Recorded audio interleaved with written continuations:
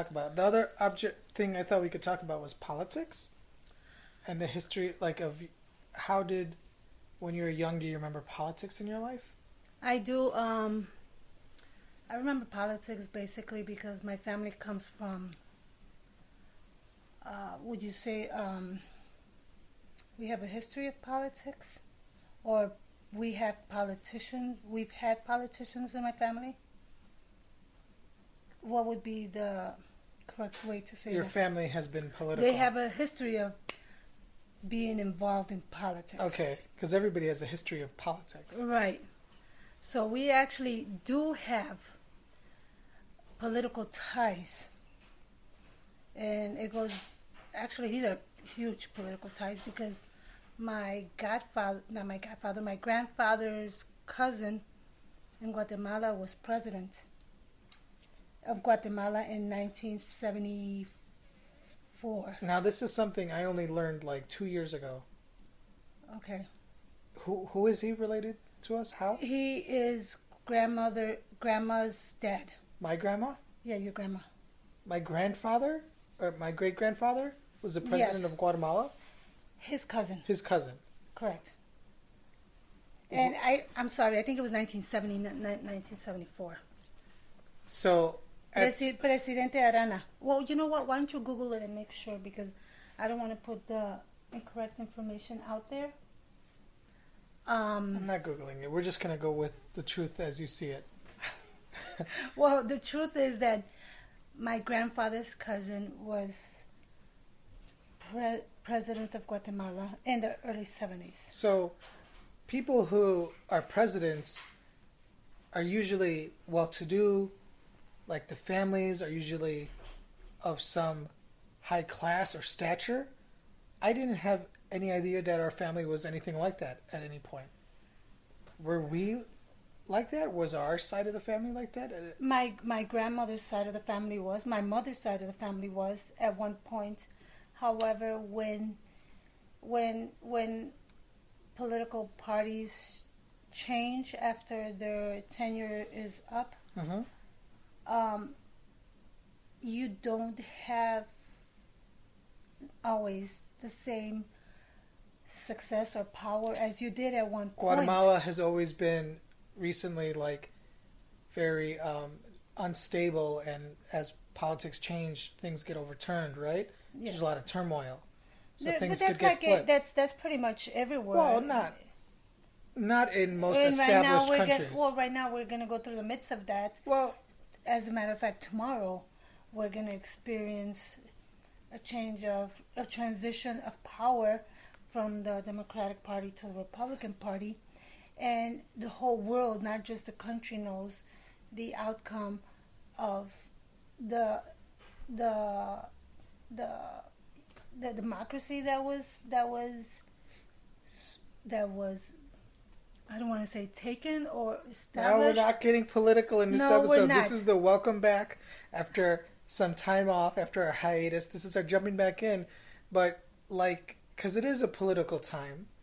But I want to know, like, yeah, the climate is very right now different. Well, it's every transition is a little rocky, but this one a little more especially, and this one's highly emotional, but it's still just gonna work itself out. Yes, because we are primarily a stable government and economy. But in a place like Guatemala, what I know of is because of like civil war and political turmoil, the transitions are much like more dramatic and have an impact on everyday people. Is that not true? Yeah, that does affect especially the working poor, the migrants. So what I'm saying is basically at one point we were a like well-to-do family, aristocratic, and then somebody lost an election, and then we became poor. Well, we just didn't become poor, but they took all our circumstances happened, and my grandfather was also he was a detective, and he was also a general, and he was in charge of, I don't even want to say platoon, but a in Spanish they have these words that I'm not too familiar with, but it's much more bigger than that. My grandfather suffered a stroke, and he lost his job. Well, my grandfather's cousin lost the presidency, and my grandfather, not subsequently because of that, but he suffered a stroke, and the family went from being very well off with chauffeurs and maids and cooks and nannies to having to try and make ends meet. Oh. So it's life. That's how I sum it up. Yeah. So, are you aware? Do you have any concept of their political stances? Because you said, I wanted to know how because this show is about primarily you growing up in Chicago, the story of our family migrating to America. So I want to know, like, what has informed and shaped us. Are you aware of their political ambitions or their stances or what drove them? I am not too familiar with how it was in Guatemala. However, I do know that part of who they were, my aunts, meaning who they were, we come from a family of, primarily women, made up of women who are very rooted and very passionate about their beliefs and our beliefs, and we're very opinionated. Sure. These are all nice ways to describe all of us. And I think we're very sure of ourselves, and also we pretty much know our convictions, and we stand by our convictions. And I think coming to this country, we did come here to work very hard, and I think to this day we're still very very passionate about being very vocal and heard and present. Yes. And participating in democracy. Yes. Yeah. Which brings me to this interesting point, because growing up young, you were in a household where probably nobody had the ability to vote at the time, or when we came from Guatemala. Yeah. You were a child. Right. Well, I was 5 when I came. Okay. Right. So but the adults around you in the family, they were still young. They were like, my aunts were, I want to say, they were in their teens. They were young women. Late teens. Late teens. Yeah. Right. We did come into the country with our residency. But that wouldn't give you the right. No, not to vote. However, as we got older, we were able to apply for our citizenship. And once we did establish that, once we were able to be fortunate enough to get our citizenship, because I feel it's quite an honor, we made it a point to vote. And I want to say we because we all do. Right. Every election in this, federal or local, one of our aunts will bring us up and make sure we went out and voted, because of the sense of the appreciation for that. Absolutely, right. That this country has afforded us, yeah. So, but let's go back to what I want to talk about is before you guys had that opportunity, and even people who aren't allowed to vote or can't or choose not to, everyone's kind of aware and has their opinions on the political stuff. Did you get a sense when you were young of how your parents, my grandparents, felt politically?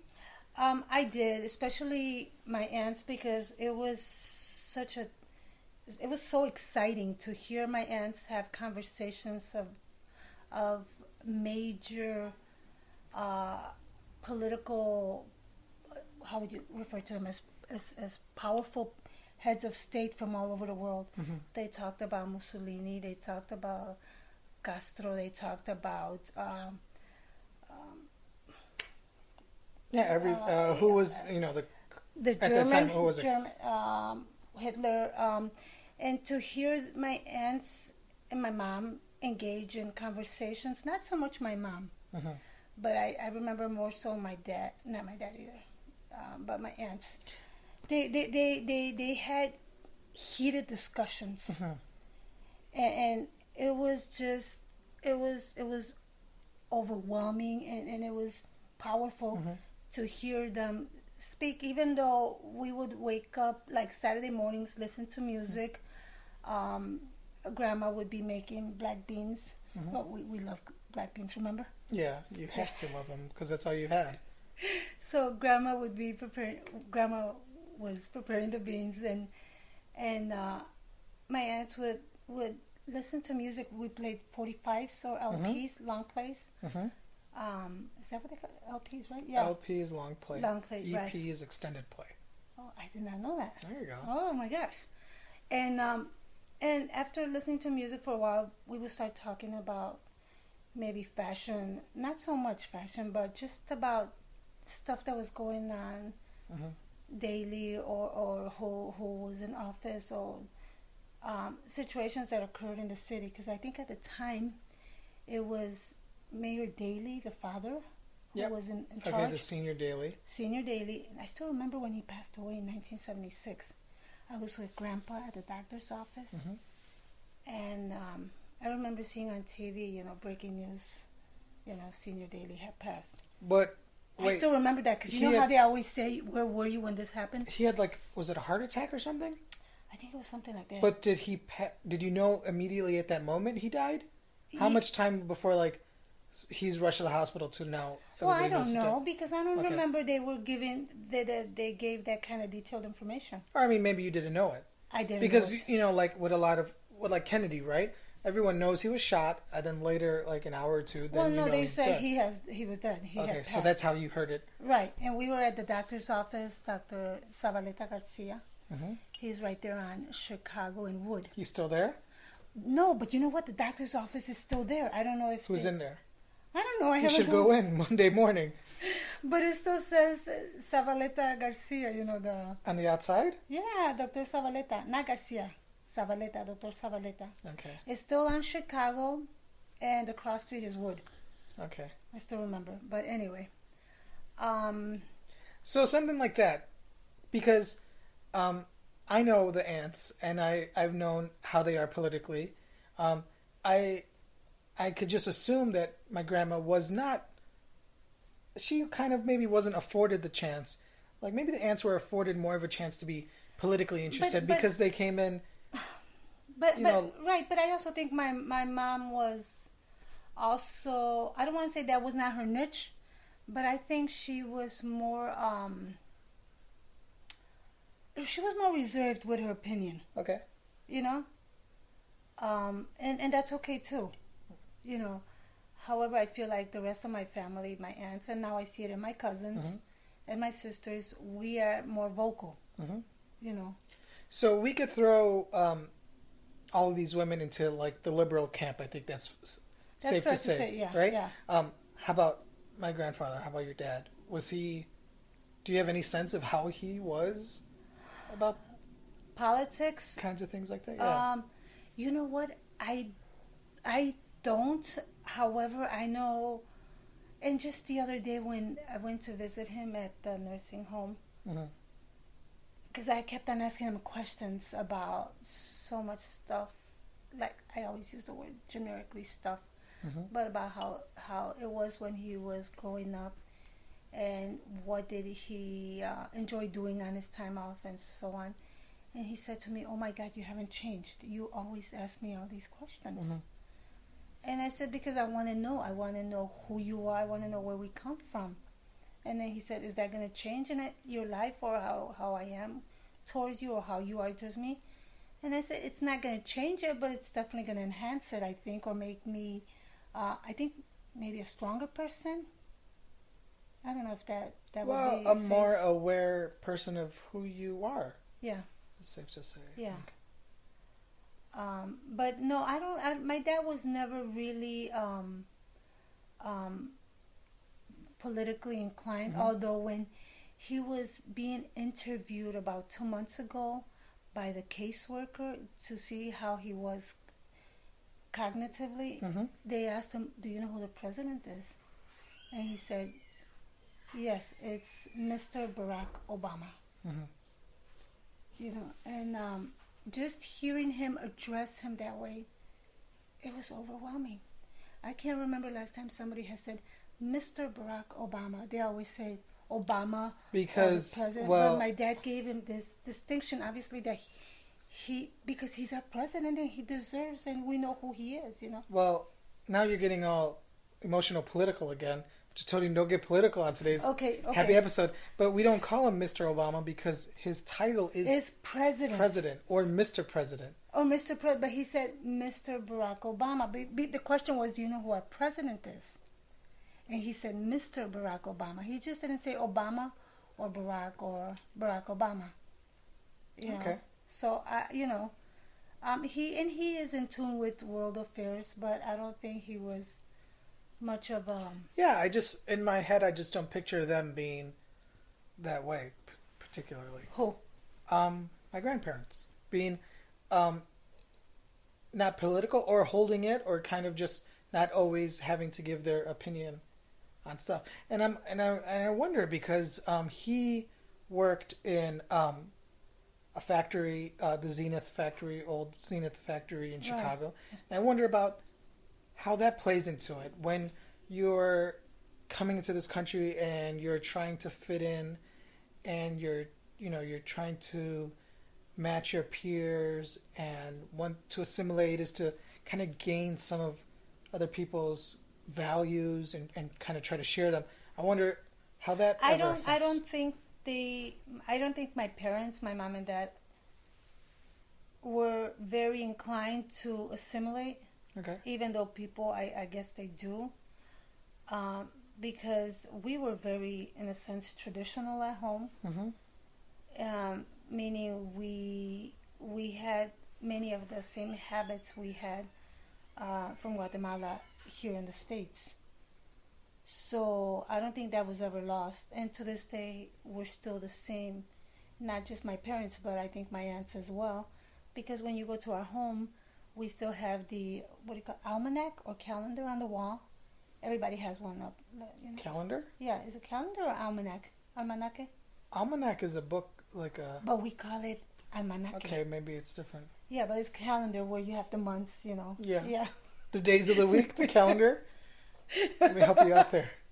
Yeah, so we all still, have them in our homes. Wow, so traditional. And we still have... I think most homes... I don't see it as much, Tony. Whose homes are you going into? I'm not going into anyone's homes, but how many people do you know who still have a calendar in their home? Well, we ordered Chinese food last month. They gave us a new calendar. That's a promotion. Most calendars, people, half of them are promotional calendars. I'm just saying that you still carry that strong Latin tradition of hanging a calendar in your kitchen. Right, and something uniquely Guatemalan. Well, no, it's not when unique. My friends would come over to say, what the heck is that thing on your wall with the days? Yeah, or also we didn't try to have, I want to say the most, not that we could afford You didn't have the dogs playing poker on the wall. You had your calendar. No, I'm just trying to say that our home didn't look like it. It looked like the Joneses' home, Mm-hmm. the typical white fence and the mom and dad and the two kids and the dog. Mm-hmm. We were, my parents, my grandmother, and my aunts and us, and it's just Mm-hmm. like one big family until everybody started moving into different apartments and still in the same building, and to this day. We still all live the same, Wow, great. But that's who we are. It is great, Tony. I think that if we didn't live this way, I think our life would not be the same. That's true. But I mean it in a good way. Okay. You're taking it to a whole different place. I feel that because we're so close. Like my aunts and cousins, and we still all live together. But that our family has always lived together. Mm-hmm. And I think we value that. We like that. We enjoy that. We like being together. Mm-hmm. Tony, you're making fun of me now. No, it's great.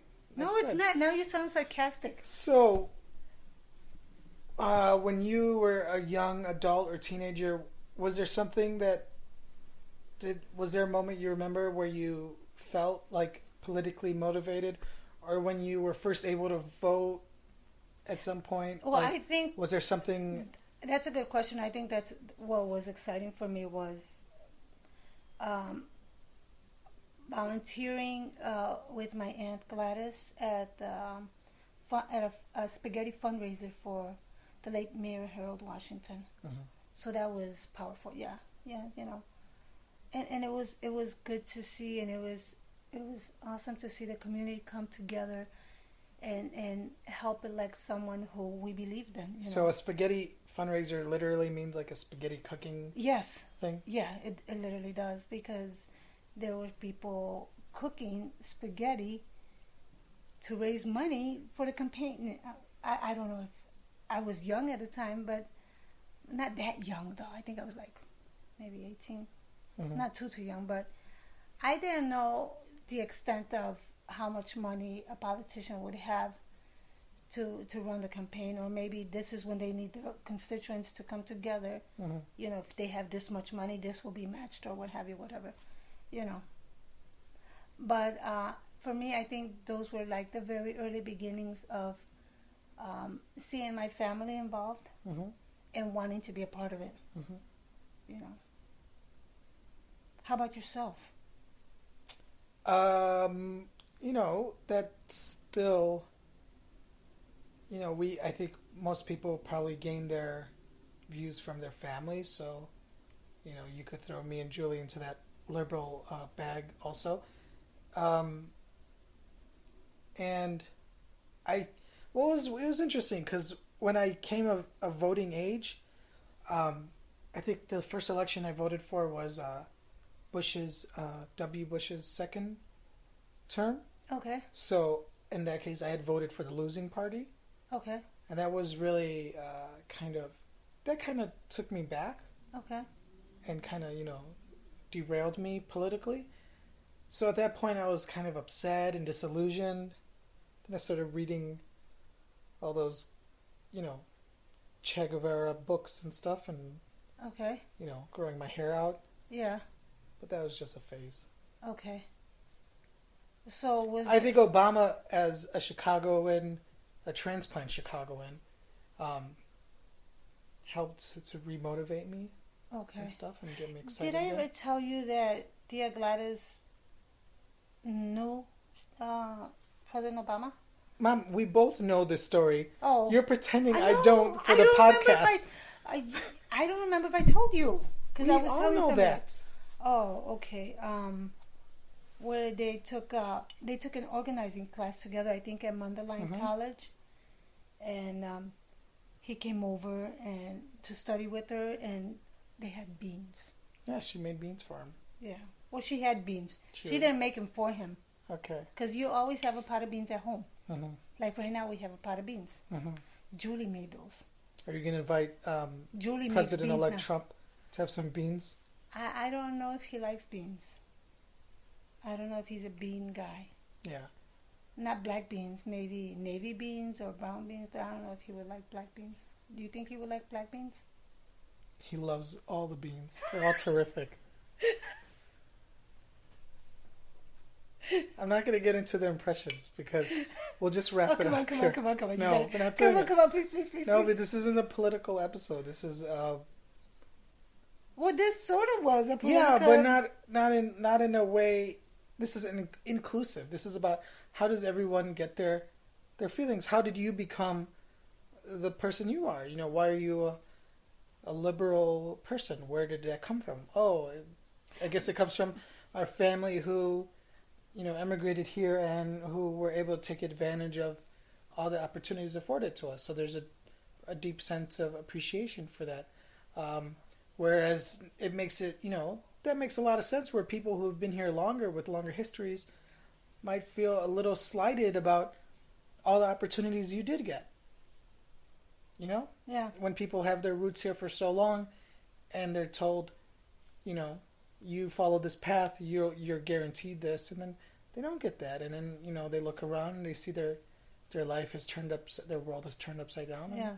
you know, so, you know, all of this makes a lot of sense in how people are the way they are. Yeah. Or it gives a hint as to that. It gives you a little more insight. Yeah. Yeah. And I appreciate how eloquently you summed that up, you know, as opposed to me saying stuff and, you know, and... But I think you understand what I'm saying. Yeah. You know? And I hope our audience does too. Yeah. So as you know, speaking of audience, this is our first time back after a little while, but we're hopefully going to get back into the swing of these shows. Do you remember the episode number this is? We didn't do an intro. I think this is episode number 14. Really? From across the street to Woodland Park, yes. Yeah. How do you find our podcast? I think it was entertaining. No, I mean, how do listeners literally find it? Oh. This is where we're signing off. Oh, I thought you were asking me. I think it's enlightening and entertaining, and hopefully people appreciate it. So if you think as highly of our show as my mother does, then please, you know, share it, comment, rate it. You can find us in iTunes, across the street to Woodland Park, or across the street to woodlandpark.com. Or you could go to our website. Yeah. Woodland Park.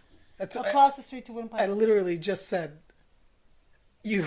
No, you I meant to say our web. You know. Yeah, I mean, just told them our website, across the street to woodlandpark.com. Okay. I was thinking something else. Okay, go ahead. No, we're done. We're done. Okay, see you next time. Bye. Bye.